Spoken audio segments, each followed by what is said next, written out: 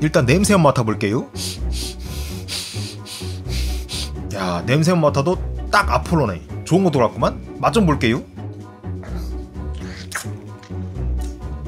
야, 이거 약간 고소하니 감칠맛 기깔나게 올라오는 게 오토게인 들어간 거 아니에요? 오토게인 맞는 거 같은데? 이번엔 비워 먹어볼게요. 야, 이제 보니까는 소나웍스로 모니터링 보정까지 해풀었네. 야, 이번에 아폴로 2세대 잘 빠졌네. 잘했어요. 자, 수많은 음악인들이 너나 할 것 없이 사용하고 있는 유니버설 오디오의 아폴로 오디오 인터페이스가 이번에 2세대 젠2란 이름을 달고 새롭게 출시하게 되었습니다. 오늘 영상에서는 아폴로가 젠2로 업그레이드 되면서 어떤 점들이 달라졌고 어떤 메리트가 생겼는지를 알아볼 거고요. 아폴로 5인패의 구매를 고려하고 계신 분들께 어떤 버전을 어떻게 활용하면 좋을지 구매 가이드를 해드리고자 합니다. 마지막으로는 제가 잡은 UAD 콘솔의 라우팅을 살펴보시면서 여러분의 콘솔 사용에 참고가 되도록 해볼 거고요. 그리고 혹시 아폴로로 녹음하는 방법이 궁금하신 분들께서는 제가 예전에 올려준 영상이 있으니 이 영상을 참고하시면 되겠습니다. 자, 일단 아폴로가 젠2로 넘어오면서 가장 먼저 짚어볼 부분은 바로 오토게인이라는 기능입니다. 유니버설 오디오가 아닌 다른 회사의 DSP에서는 찾아볼 수 없던 기능인데요. 최근 유니버설 오디오가 보여주고 있는 행보와 일맥상통하는 그런 기능인 것 같습니다. 유니버설 오디오는 그동안 자사 브랜드의 명품화 전략을 고수해 왔었죠. UAD 플러그인은 반드시 아폴로 DSP를 통해서만 사용할 수 있도록 해왔고, 따라서 아폴로 5인패의 DSP 코어 수에 따라 사용할 수 있는 플러그인의 용량이 제한되어 왔습니다. 이 용량을 확장하기 위해서는 세틀라이트라고 하는 별도의 제품을 물려야 했는데요.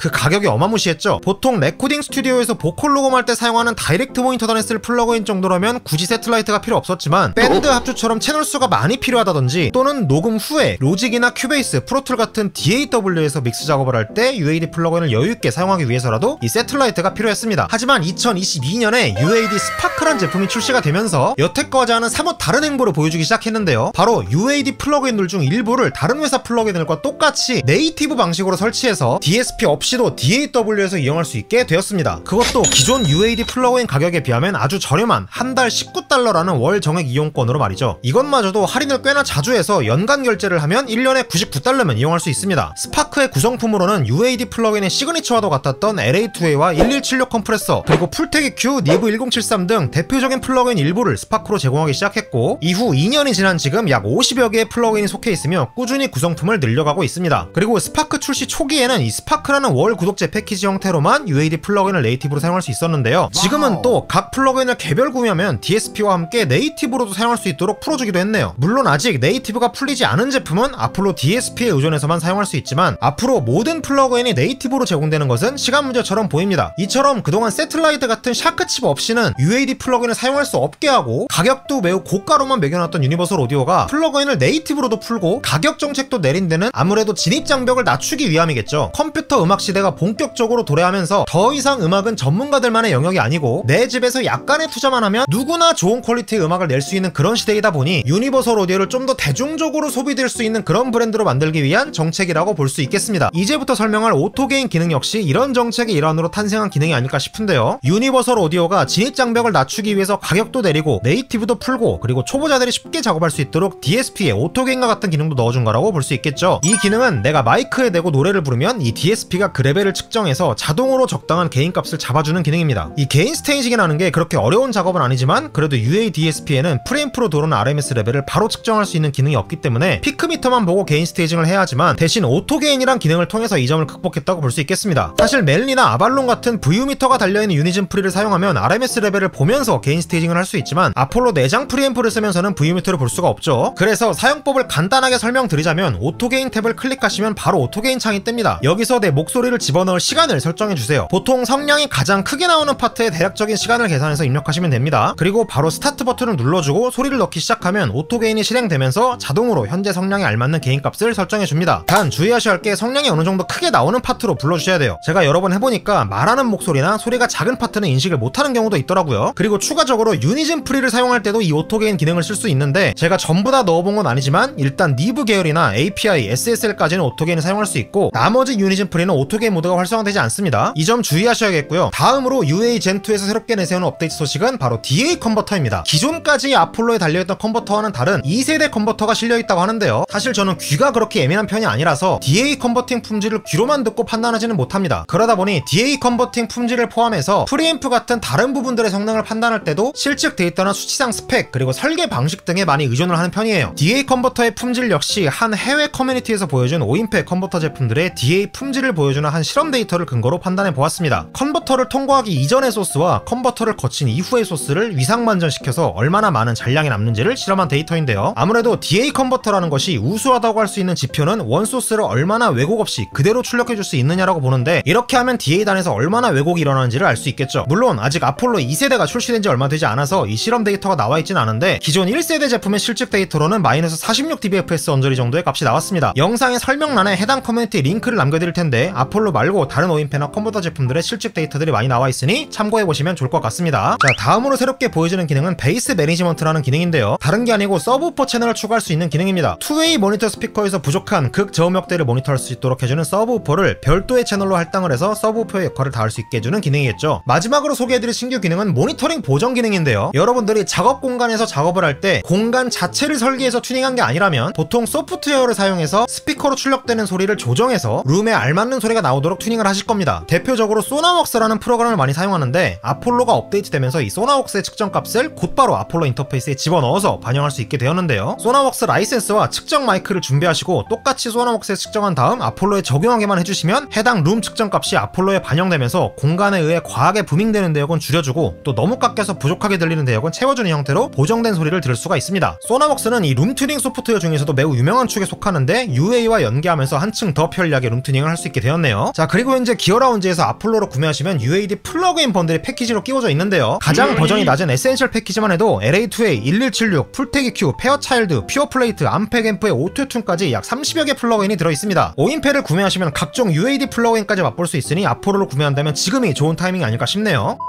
이렇게 유니버설 오디오가 소비자들의 진입장벽을 낮추기 위해 갖은 노력을 하고 있는 가운데, 아폴로를 구입하고자 하는 분들께 각 버전별 차이점과 어떤 분들에게 적합한지를 설명해 드리고자 합니다. 우선 유니버설 오디오라는 회사는 1950년대 빌 푼넘이라는 오디오 엔지니어가 설립한 회사인데, 1990년대 후반 들어 그 아들인 빌 푼넘 주니어가 재설립하면서 과거 UA에서 만들던 610, LA2A, 1276 같은 하드웨어를 재생산하고, 이후 디지털 시대로 돌입하면서부터는 이 오리지널 기기들을 플러그인화하는 사업을 해왔었죠. 다만 아까 말씀드린 것처럼 일반적인 플러그인과 같이 컴퓨터 CPU를 통해 네이티브로 구동되는 방식이 아닌 UAD 전용 DSP, 즉 샤크칩을 이용해만 했습니다. 이후에 자사 플러그인을 구동할 수 있는 파이어와이어 방식의 오디오 인터페이스인 아폴로를 만들어내면서 본격적으로 인터페이스 사업에 뛰어들게 되었는데요. 이후에 썬더볼트 2 방식을 차용한 아폴로 8, 아폴로 16이 나오게 되고요. 이어서 아폴로 트윈, 그리고 USB 모델도 나오게 되죠. 이 다음부터 이제 현업에서 쓰이고 있는 썬볼 3 방식의 아폴로 X 시리즈가 나오고, 이후에 우리가 가장 많이 알고 있는 아폴로 트윈 X가 나오게 됩니다. 오늘 제가 들고 나온 젠2는 이 아폴로 X 시리즈의 2세대 모델이라고 보시면 될 것 같아요. 여기서도 DSP의 코어 수나 인아웃 채널 수에 따라 세분화가 됩니다. 우선 아폴로 트윈 모델은 이렇게 두 개 제품으로 젠2가 출시되었어요. 이름에서도 알 수 있다시피 듀오와 쿼드로 구분이 되어 있는데요. 이는 DSP 코어가 듀얼 코어냐 쿼드 코어냐 차이입니다. 쿼드 코어가 아무래도 DSP 용량이 더 클 테니 더 많은 플러그인을 사용할 수가 있겠죠. 후면을 보시면 인아웃 개수는 똑같은 것을 볼 수 있습니다. 이전 버전에는 아폴로 솔로, 윈도우용 USB 모델도 있었는데 젠2에서는 아직 출시되지 않았고요. 향후에 출시가 될지 어떨지는 아직 잘 모르겠습니다. 윈도우에 아폴로를 쓰려는 분들이라면 썬더볼트를 지원한 PC를 사용하시거나 아폴로 USB 모델이 필요할 텐데, 아폴로가 워낙 유명하기도 하고 윈도우에 몰리쓰려는 분들도 많이 계시다 보니 향후 USB 모델 출시는 좀 기대해볼만 할 것 같네요. 자, 다음은 트윈이랑 비슷하게 생긴 X4가 있습니다. 앞선 트윈 모델에서 인아웃 개수가 2개씩 더 늘어난 것을 볼 수 있죠. DSP 코어 수는 쿼드 코어고, 그리고 X4부터 유니즘 프리를 걸 수 있는 채널이 4채널로 늘어납니다. 아폴로 트윈부터 X4까지는 포터블 제품이라고 볼 수 있을 것 같은데요. 사실 아폴로는 USB 버스 파워로 구동되는 게 아니라 별도의 전원을 연결해줘야 한다는 점에서 포터블이라고 부르긴 조금 애매하긴 하지만, 그래도 모양새는 포터블 형태를 띠고 있고, 트윈 같은 경우는 전용 케이스도 있기 때문에 포터블로 분류할 수도 있을 것 같습니다. 전반적으로 아폴로 트윈 X 시리즈는 집에서 혼자 작업을 하는 홈 레코더 분들께 추천을 드리는 모델입니다. 일단 사이즈가 컴팩트하고 인아웃 개수를 많이 필요로 하지 않는다는 점에서 그렇죠. 여차하면 디지털 입력으로 최대 8개까지 추가로 확장할 수 있긴 합니다. 그래서 총 입력 개수가 10채널이라고 하는 거죠. 하지만 기본적으로 달려있는 마이크 입력은 2채널이기 때문에 입력을 많이 쓰지 않는 집에서 혼자 작업하시는 홈 레코더 분들께 추천을 드리겠습니다. 앞서 말씀드렸다시피 DSP 코어가 듀얼 코어, 쿼드 코어로 나눠져 있다 보니 예산이 시간이 넉넉하시면 쿼드 코어로 가셔서 플러그인을 여유있게 쓰시는 것도 좋을 것 같아요. 요즘에는 UAD 플러그인을 구매하면 네이티브로도 같이 쓸 수 있기 때문에 예전처럼 믹스할 때 UAD 플러그인을 쓰기 위해서 DSP 코어를 높게 갈 일이 좀 줄어들었다 보니 믹스 작업을 위해서 높은 코어 수를 선택할 필요는 없을 것 같습니다. 홈 레코딩 환경이라면 정말 높게 잡아야 쿼드 코어 정도면 충분할 것 같으니까 본인의 작업 규모를 생각해서 코어 수를 선택하시면 될 것 같습니다. 자, 이 다음부터는 이제 포터블이 아닌 렉 사이즈 형태로 만들어집니다. 아폴로 X 젠2의 렉 사이즈 모델에는 X6, X8, X8P, X16, X16D로 세분화되어 있습니다. 즉 본격적으로 스튜디오 환경에서의 사용을 목적으로 만들어진 제품이 되겠죠. 여기서 말하는 스튜디오 환경이란 기본적으로 레코딩룸과 컨트롤룸이 분리되어 보다 전문적인 레코딩과 믹스 작업을 할 수 있는 공간을 의미하는데요. 일단 렉 사이즈 제품이기 때문에 부피가 엄청나게 큽니다. 그래서 집에서 사용하는 책상 위에 올려놓고 쓰기에는 어려움이 좀 있어요. 얘는 이렇게 생긴 콘솔 데스크에 달려있는 렉장이나 아니면 이런 별도의 렉장에 여러 개의 렉 사이즈 제품을 박아놓고 사용할 수 있게 만들어진 제품이다 보니까 홈 레코딩보다는 스튜디오 현장에서 주로 쓰일만한 제품이라고 볼 수 있겠습니다. 그리고 X 시리즈는 X4를 제외하면 DSP 코어 수도 모두 헥사 코어로 동일합니다. 아무래도 스튜디오 현장에서는 보컬 녹음만 하는 것이 아니라 밴드나 오케스트라 레코딩 등 많은 채널 녹음을 받을 일도 있다 보니 채널 수뿐만 아니라 DSP 코어 수도 넉넉하게 해서 모니터링 믹스를 할 수 있도록 제품이 나오고 있죠. 입력 채널 수 역시 기본 16채널에 X8과 X16D는 18채널을 쓸 수 있고요. 출력 채널 역시 모두 20채널 넘게 사용할 수 있도록 되어 있습니다. 일단 프로 스튜디오 현장일수록 스피커를 한 조만 사용하진 않죠. 저만 해도 메인 스피커 외에 서브 스피커 한 대를 추가로 사용하고 있고요. 거기다 5.1 채널로 작업을 하신다면 최소 스피커가 5개는 필요한 경우도 있죠. 여기에 저는 녹음실로도 라인아웃을 2채널 보내서 연주자가 모니터할 수 있도록 출력을 할당해주고 있습니다. 이렇게 저는 벌써 6채널을 사용하고 있죠. 규모가 더 큰 스튜디오 현장이라면 밴드 동시 녹음을 한다고 했을 때 각 악기별 연주자에게 개별 모니터를 줄 수 있어야겠죠. 4명에게 스테레오로 개별 모니터를 준다고 하면 벌써 8개의 출력 채널이 추가로 필요해집니다. 이렇게 프로 스튜디오 현장에서는 이 출력 개수도 중요하게 생각해야 되는 요소가 되는데, 반대로 말하면 홈 레코딩 하시는 분들은 굳이 X 시리즈까지는 갈 필요 없다는 뜻도 되겠죠. 입출력 개수와 DSP 코어를 위주로 판단하시면 되겠습니다.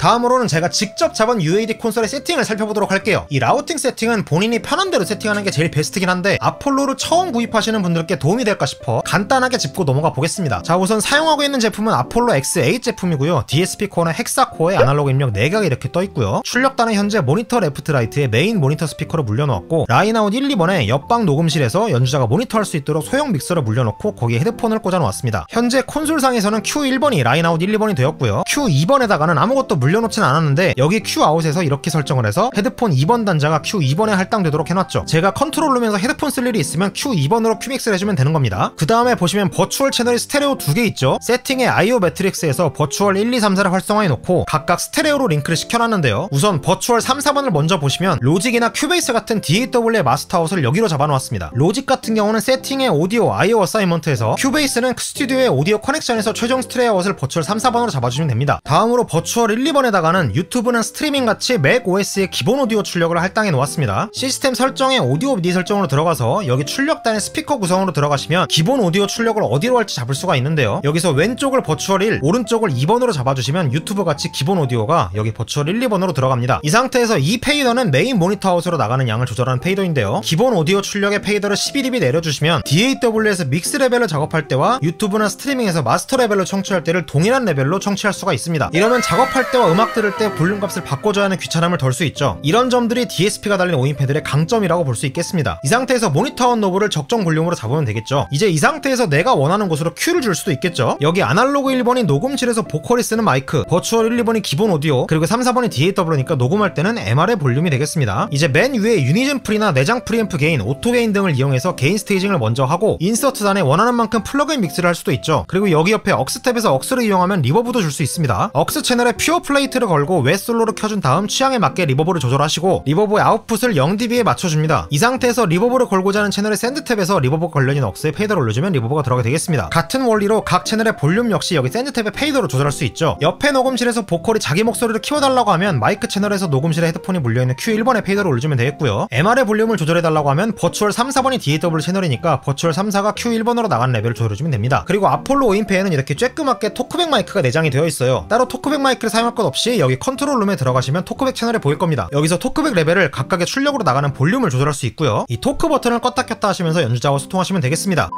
자, 오늘은 이렇게 새롭게 출시된 유니버설 오디오의 아폴로 2세대 즉 젠2에 대해서 알아보았는데요. 아무래도 많은 음악인들이 사용하고 있는 브랜드인 만큼 새로운 버전의 출시는 많은 분들을 설레게 만들지 않았을까 싶습니다. 영상에 더보기 설명란에 아폴로 구매 링크를 달아둘 테니 둘러보시면 좋을 것 같고요. 다음 영상에서도 역시나 유니버설 오디오에서 출시된 모델링 마이크 시스템인 스피어에 대해서 알아보고자 합니다. 기대 많이 해주시고요. 그럼 다음 영상에서 뵙도록 하겠습니다. 안녕.